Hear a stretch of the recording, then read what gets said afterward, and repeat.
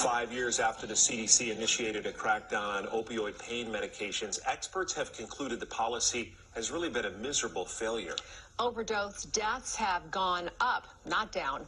And now courts are starting to recognize the arguments used to justify the crackdown are really largely bogus. The I-Team's George Knapp has the latest. So these numbers, they just push these false numbers, and now you have courts of law calling them out.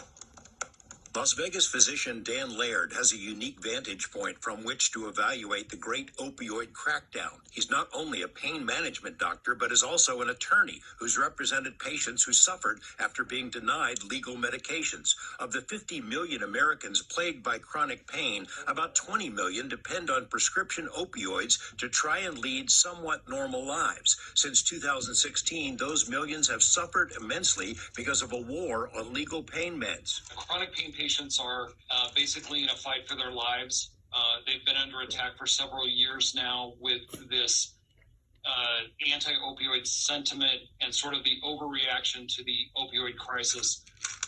Laird says the campaign against opioids is largely about money. More than 1,500 civil lawsuits have been filed against drug companies by state and local governments, including in Nevada, as officials and trial lawyers eye multi-billion-dollar settlements. But the lawsuits, most of which accuse Big Pharma of being a public nuisance for causing the opioid epidemic, are starting to fall apart. In California this month, a lower court tossed out a huge lawsuit with a scathing opinion that found the underlying facts don't support the allegation that 25% of opioid patients get addicted. And in Oklahoma, the state Supreme Court reached a similar conclusion and held the benefits of opioid meds far outweigh the risks. But the litigation narrative, the narrative that the trial lawyers want to push is that it's prescribed opioids that are causing all of these deaths. But prescription drugs are not the cause of a spike in overdose deaths. 90,000 ODs were recorded in 2020, a huge increase,